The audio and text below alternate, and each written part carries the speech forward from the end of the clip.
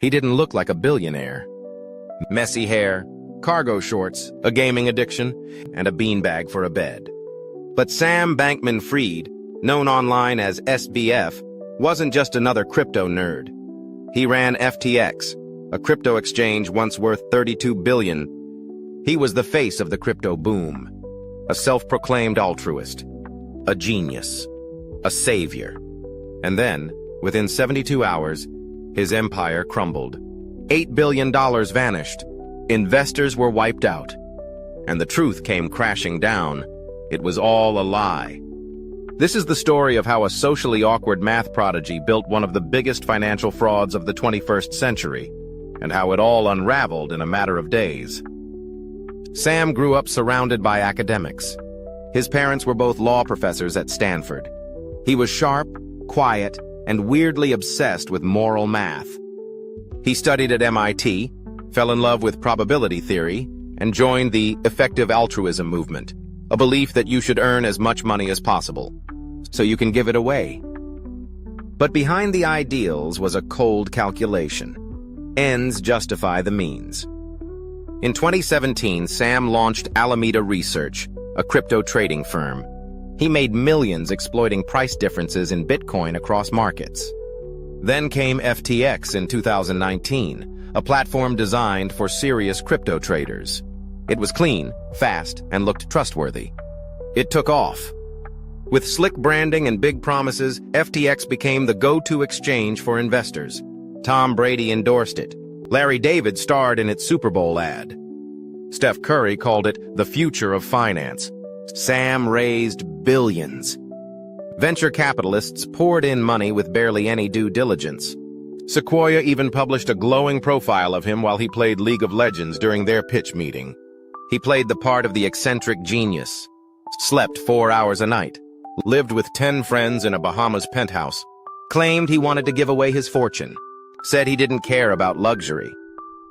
But what no one knew, Sam had secretly wired billions of customer funds from FTX to Alameda. How? He built a hidden backdoor into FTX's code so he could move money without triggering alerts.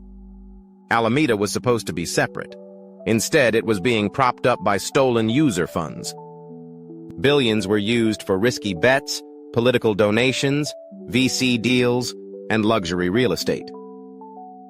At one point, Sam was the second largest donor to the Democratic Party.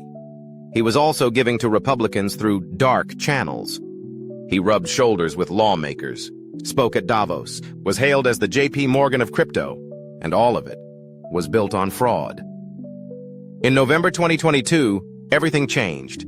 A leaked balance sheet revealed that most of Alameda's assets were tied to FTT, FTX's own token. It was like using monopoly money as collateral. Binance CEO Changpeng Zhao, Sam's rival, saw the weakness and pounced. He tweeted that Binance would sell all of its FTT holdings. The market panicked. Within 48 hours, users tried to pull $6 billion from FTX. FTX didn't have it. The money was gone. Withdrawals were frozen. Sam tweeted, "FTX is fine, assets are fine." It was a lie. Behind the scenes, they were scrambling. Sam begged for rescue. Binance considered a bailout, but backed out after reviewing FTX's finances. The hole was far worse than anyone imagined. By November 11th, 2022, FTX filed for bankruptcy. Sam stepped down. Over 1 million customers were left holding the bag. Then came the investigations. The new FTX CEO, John Ray III, the same man who cleaned up Enron, called it worse than Enron.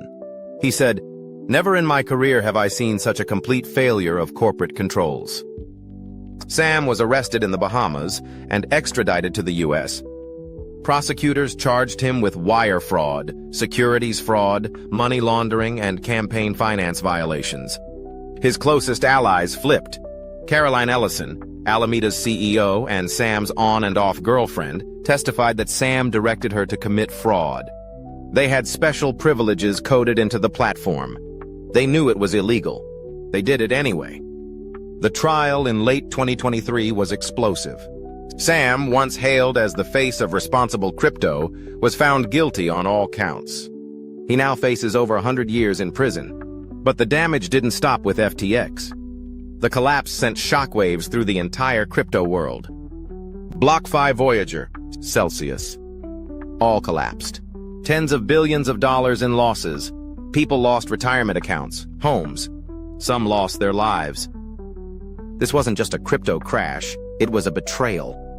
Sam claimed he just messed up, that he wasn't a fraudster, just negligent. But the evidence showed otherwise.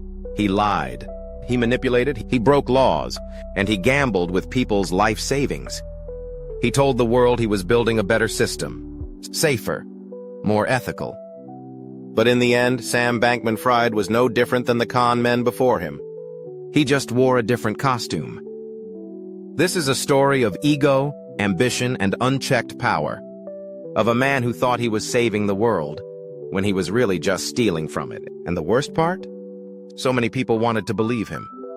Journalists, investors, celebrities, lawmakers. They saw what they wanted to see, and ignored the red flags. Because when someone promises easy money and says they're doing it for a good cause, it's easy to look the other way. But fraud is fraud. And eventually, the house of cards always falls. You've been watching Crooked Stories, where money meets mayhem and the world's dirtiest financial secrets come to light. If this story shocked you, there's more where that came from. Hit subscribe and turn on notifications. We drop 2 new videos every day exposing frauds, scams, crypto collapses, and the billion-dollar lies they don't want you to know. Because if it's crooked, we expose it.